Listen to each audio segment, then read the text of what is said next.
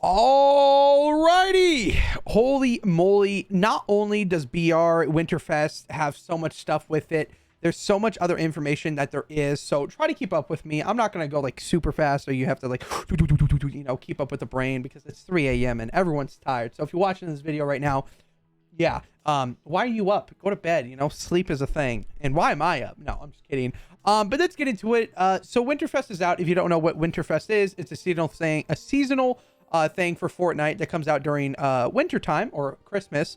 And basically you get 14 free items every single day until Christmas, starting today. So you can open gifts and whatnot every single day for the next 14 days. And if you want to know what is in each present, I could do a video on that. Just let me know if you guys want that. I probably will. So and then of course we actually have 2 free skins. One free skin is in Winterfest itself. So if you visit the lodge and open the present up, you can get a free skin. And then one of them is actually in the shop for PC players or on the Epic Games Store. I believe you can get it through anywhere. I don't know how it works, but I'm pretty sure it's a PC skin. And you can log into GeForce Now, xCloud, I believe, or stuff like that to get it. But all you have to do is purchase it, go to the item shop, and it's free. It's a Winter Guff. And I believe it has 2 different variants. Maybe not. I don't know. I think it's 1, actually. I think it's a Santa Guff. And then there's also a reindeer one, I believe, which could be, yeah, I think it could be in the Winterfest. So, yeah. Otherwise, that's everything for Winterfest. Let's go through the Winterfest, notes and whatnot, and, the status report and what. I actually think they're just called, actually, I don't even know what they're called. I guess News tab. But anyways, let's get into it. Fortnite Winterfest 2022. Unwrap presents for free in-game items, use festive tools, and more. So we're starting off with unwrap 14 presents for free items. You get 14 items total for the next 14 days, of course. And then this is starting today, 13th at 9:15 a.m. Eastern time, which is 6:15. So about 3 more hours. By the time this video is posted, probably 2.5. And then unwrap a new present at the lodge every day for 14 days. Wrapped up in these 14 presents are 17 items total, 2 outfits, 2 gliders, 2 wraps, and 3 lobby tracks, 3 sprays, plus a back bling, pickaxe, contrail, emote, and emoticon, all free. And we don't want to spoil every present, but the 2 free outfits are the Arctic Adeline outfit and Sled Ready Guff outfit. So these are the 2 free skins that you'll get. If you want to know which presents are in, of course, like I said, I'll do a video on that. So if you wait probably tomorrow or after today, I guess whenever this is posted, which is today, I guess. So tomorrow, yeah, that should be up, or maybe later today if I'm, feeling up to it. And then, of course, unvaulted items, we have the present in the snowball launcher. This usually comes out every single Winterfest. So, yeah, if you guys want to get that, you can. Or get that. If you want to go mess around with them, just go play BR. And, yeah. And then receive the gift of new experiences. In the Winterfest call out, we challenge island creators to create a unique and memorable experiences for Winterfest 2022. Some of our favorite islands will be featured in the Winterfest Discovery Row from December 13th. This is, winter stuff, creative stuff that will be featured. And then another free outfit, Guff Gringo. Like I said, this is a free outfit. All players who log into Fortnite from the Epic Games launcher during Winterfest from December 13th at 9 a.m. Eastern to January 3rd, 2023 at 9 a.m. Eastern time. You can get the new Guff Gringo outfit. All you have to do is log in on a PC or through the Epic Games launcher. So the best way to do this is if you're on console, download GeForce Now and go through the Epic Games launcher that way. So that is like the best way to do it, unless if you have access to a PC, then just do it that way. And then get a new friend with Fortnite crew, Llama. All you have to do is actually subscribe with the Fortnite crew pack, which, if you already have subscribed from last season, this will carry over to here, I believe, and you will immediately receive the Llama back bling starting December 13th at 9 a.m. Eastern time. So that's today at 6 a.m. for Western people, but 9 a.m. for Eastern time, and this will end January 3rd. So all you have to do is log in between those dates, and you should be good. New and returning winter outfits during the Winterfest 2022. New and returning wintry outfits will be sliding in the item shop, including Winterfest 2022 VIP's Snow Dancer and Cozy Knit Jonesy. So these are kind of OG. I believe these, or not OG, I think these are new, but different variants. I don't know what they are, but yeah, you can get these throughout the 2022 Winterfest. So pretty nice. And then spread the Winterfest cheer for a free emote. Carry your friends, carry some weights, play with 5 different friends from your friends list in any game modes during Winterfest, December 13th, 2022, 9 a.m. through January 3rd, 2023 at 9 a.m. To receive the Curly 9 emote, reward grants to begin on or around January 6th Eastern time. So yeah, or January 6th Eastern, ET, I guess, estimate. But yeah, you get a free emote if you play with 5 of your friends in any mode. So kind of nice. And then more in version 23.10 Battle Royale reality augments updates. So actually the augments in your game will be updated throughout your entire squad. So if one squad mate gets like redeploy, well, you have a chance of getting redeploy in that same game too, instead of re-rolling and, you know, getting something that you don't have. So discover more together when playing in a team. Reality augments that your teammates have unlocked now have a chance to appear in your own selections. So that's kind of nice. And the Battle Royale Chapter 4 Season 1 Super Level Styles. These are out. Super Level Styles, if you don't know what they are the bonus styles for getting level 200. There's a bunch of them. I probably might just do a separate video on all of them separately because there's a decent amount. So I might go through the bonus rewards and whatnot. But I believe these come out in a few more days. I think it's 2 more days just about. So yeah, and let's go through the balances real quick before heading over to Save the World. In case you missed it, we made several balance adjustments in the hotfix on December 9th. We reduced the time it takes to capture a POI, so that was 1 minute to 45 seconds. Improved the tactical pistol's accuracy and recoil. Improved the Maven auto shotgun's fire rate and accuracy. Reduced the Thunder shotgun's equip time. Reduced the Excalibur rifle's player damage and hit fire accuracy, and greatly reduced the environment damage. Increased the recharge time of the shockwave hammer bounce, which I believe it was from 10 seconds to 15, and then light ammo now drops in stacks of 20, up from 18, which is, you know, better. And then competitive notes, snowball launchers, holiday presents, and the patrolling sergeant winter are not included in there. And then BR fixes, we have for PC players, we have fixed an issue causing the rebinding of reality augments to only be available during a match. Voice chat settings change in the sidebar will now save correctly. Fix an issue causing overshield damage numbers to appear white. The shockwave hammer will no longer deal damage to players through a structure/builds. And then mobile players can now swipe through the battle pass and no longer restricted to only pressing the arrow keys, which is nice. A little update. But let's get to the big round. If you're still here and you're excited for Save the World, I am too, because, you know, I play Save the World a lot and there is a major update, not only with weapons, but with a few other things. So let's get into Save the World updates. So starting off, of course, we have the Discharger nerfs. We have the alien weapon set, which basically most of the stuff got buffed. I've been testing them out. There's a few videos that are already out, but I don't think I'll be showing them because there's so much information to go through, and I don't want to, you know, keep you around this long. So, but let's go into the Homebase status report because this is where it explains the most. So let's go up all the way because there's so much information. You know, they go on break for 3 weeks, so they're like packing in all the information. So we most likely won't get a Homebase status report for another like 3 weeks, I assume. Maybe, yeah, 3 weeks, 3 weeks, something like that. So until after Christmas break. So yeah, that's fun. But let's get into it. Save the World version 23.10 Homebase status report. Let's initiate it. Woohoo! FROSTNITE Challenge week 3, the new wave holiday. This came out Sunday, so a few days ago. If you haven't already done it, go do it. Basically, every wave is a kill wave, and you have to kill specific husk, which is very fun. And I actually have a video that will be going up soon, so if you're interested in that, look out for that.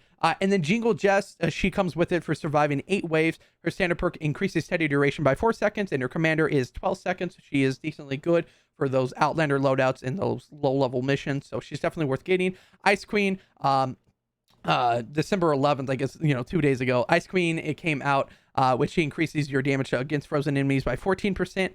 Same thing in Commander, but Seismic Smash freezes enemies for 2.75 seconds. And the Coco 45 came out, which if you watch the video that's coming out soon, the FROSTNITE Run New Wave Holiday, Musician is quite the catch when it comes to this weapon. It's fun to use, kind of projectile weapon, and it bounces everywhere in trap tunnels. Kind of fun, but, you know, not that great. In the Misfit Toys quest line, this already came out, once again, December 11th, a few days ago. It comes with Jilly Teacup, which Teddy has a 100% crit chance against new targets, has a 5% chance of malfunction. During malfunction, Teddy fires a new target after every shot.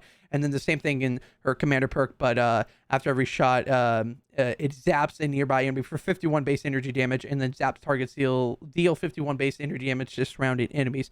Kind of good, not really. Jilly Teacup's kind of an okay hero, but she's definitely worth getting if you want to test her out. And then FROSTNITE Challenge is week 4. This is going to be next Sunday. We actually have Superheated, which basically the FROSTNITE burner is going to be amplified, so you have to build a big square around it. Really fun to do, and honestly, I think it's one of my favorite ones because you have to actually try in that one, and it's very hard to build because the traps inside tend to break and whatnot. Very fun. I do recommend doing that one, and there will be a video on that one in the future. And this one also comes with the Ginger Blaster, which is kind of good. I'm not really. It's not a good pistol. I try to say weapons are good, but the Ginger Blaster is, you know, there. But it also comes with the Pain Train, which the Pain Train is really good. It's one of the best ARs in my opinion, and I really love the noise it makes and how much damage it does. It's really fun to use. I think I might supercharge, maybe. I could be wrong with that, but Pain Train's really fun. And whenever that comes out, I do recommend getting that. And then week 5, we have special delivery. So on the 25th, the blue glow will be tapped and won't be found in the environment. Venture out and defend the newly deployed blue glow dispensers to keep that burner filled. So basically, there's just burners, kind of like refuel the home base on the outside of the maps that you have to do, and you get blue glow from that, which is pretty fun. And then that comes with Ted. Going Commando was active. Crit rating is increased by 10 and crit damage by 100%.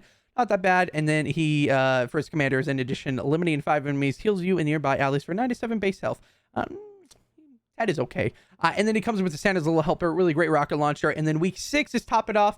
And basically that is January 1st, the very last one that we'll be getting. Not only will the storm close in faster, but it will also do increased damage. You're going to want to keep that burner filled if you want to survive the Chilling FROSTNITE challenge, which basically this one, the circle closes faster and it is very closed almost the entire time. And you kind of want to keep the burner filled, sort of. But hey, you know, that's a whole different thing. And that one comes with the Frostbite Sniper Rifle. And then Red Willow comes, quest line comes out January 1st too, which I'm not going to get into Red Willow. But this is where you've been waiting for. This is everything that you really wanted to know about the alien weapon changes. We're going to go through every single one right now. So a version 23.10 brings the following updates to the invasion set weapons. The Pulse Pounder, so this is the AR, added a large headshot damage bonus while you're aiming down sights. Now I tested this one out. It's not as great as what it seems, but it's better than before. You can clearly tell a difference. You're actually doing a lot of damage in the 160s. There might be a video on this. It's, you know, in the future, there's a lot of weapons that I want to test out in different, you know, variables and whatnot, because it'll be fun. And then it also increased damage against Husk in the environment. So it's going to do more damage to Husk in the environment. And then it also reduced weapon impact to compensate for increasing the damage. And now the Shooting Star increased heat capacity so it can fire in much longer bursts. It slightly reduced the damage against Husk to compensate from the buff with the increased heat capacity, and then significantly increased damage against the environment. It usually did like 2 damage against like a wall. I believe it does like a lot more now, so it's really nice. And then the third rail. Now this is probably the biggest weapon set or weapon to be buffed, and like I'm like insane because I was messing with it, and it's really fun. You can like 3-shot a smasher, and I didn't even have the proper perks on it. I had like a reload on it, so I can't imagine with the proper perks. But damage no longer falls off with range, so it literally does the exact same amount of damage from where you're standing all the way to the end. Damage now increases up to 4 times as you charge it up. This is insane. It goes up almost to 2,000 base damage, just about. I don't know the exact number because, you know, I've seen like 6 numbers and, you know, usually I'm wrong about that, but, you know, that's ballpark right there. And then increased magazine capacity from 1 to 3. That is a big change because doing 1 shot and then having to reload right after is very annoying. And the 3 shots is really, you know, you can kill a smasher in about those shots. So, you know, it's really, really fun. And the reduced point blank damage against Husk, increased damage against the environment, increased headshot damage, and increased knockback magnitude. So the enemies actually get knocked back very far. It was really cool when testing it out. There'll probably be future videos on this, and you know, because you know I want to go over the weapons. Otherwise, the Pulse Pounder, Shooting Star, and third rail corrected durability on crystal variants and removed incompatible perks from the pool available to them and replaced them with the compatible perk option. So if you don't know, I've been saying this for weeks since they came out. Heat capacity is basically the reload kind of weapons that heat up, you know, such as the ray gun and the discharger, but they didn't have them. They had reload perks for some reason, never understood why, but they completely just removed them, and then he gave us more damage perks and more damage to miss monsters on like the third rail, which is kind of insane to think about because that's like a very, you know, there's very few weapons that have that. And then let's get into the plasmatic discharger, because a lot of people are going to either cry and complain, or you're going to suck it up and realize that the discharger was very annoying and very strong for what it was. So let's get into the actual plasmatic discharger. So it very slightly reduced damage. It's around -5%, or, you know, so 100% -5%. So it's a 5% reduced damage just about. And then slightly reduced impact area. It's not that big of a difference when it comes to impact area. It's slightly smaller. And then decrease the time its projectile lasts after hitting a player built structure. Now they did this in the last not last update, but the last time they touched it, but it didn't really work. Now it does. And then increase the ammo cost per shot from 3 to 30. This is the big change. 3 to 30 is kind of a big jump, but it is worth it because, you know, it was OP and it's strong. So I'm glad that they did this. And then it also, at the end of the day, you know, 3 to 30, you know, it needed that. But at the end of the day, it is still less than the deatomizer 9000, and it is still very strong. So you can still use it. There's like slightly no difference between besides the ammo cost. So and then in addition, we provided all players with an item reset for the plasmatic discharger. It's very nice of them. Usually they do this on weapons that they change very often, but I'm glad that they gave us that. And then bug fixes. This is kind of major. So fix an issue where the reticle would scale in opposite direction of the HUD. That is a very annoying thing. It happens to me all the time, but they fixed it. And then fix an issue that would cause the game to freeze indefinitely on a loading screens. This happened multiple times to Archer, and I know he's going to be happy that they fixed that. And probably more people. Weapons with charge up mechanics should now reliably have the correct damage multiplier when fired at max charge. I don't think I messed with this, but I guess that's fixed. And the text have been restored to blank dialogue window buttons. And the denizens of Homebase found I don't even know what that says. Of Homebase found the holiday ornaments tucked away in the back of a closet and have put them up again. So if you're an OG player to Save the World, let's end this on an I note, because the official background of Christmas is back in Save the World. This was not, or last seen 4 years ago, back in 2018. It is insane to think about. It's been that long, but super cool to see, and I think that is a perfect place to end off the video. So remember, if you guys enjoyed this video and you want to be informed on any further updates and challenges, and want to see how I grind XP and whatnot, and a bunch of other stuff, subscribe, turn on notifications for any further videos. I'll be doing a lot of videos in the upcoming weeks, including challenges from BR, Save the World related weapons and whatnot. Otherwise, you guys have an amazing holidays and an amazing day, and I'll see you guys in the next one.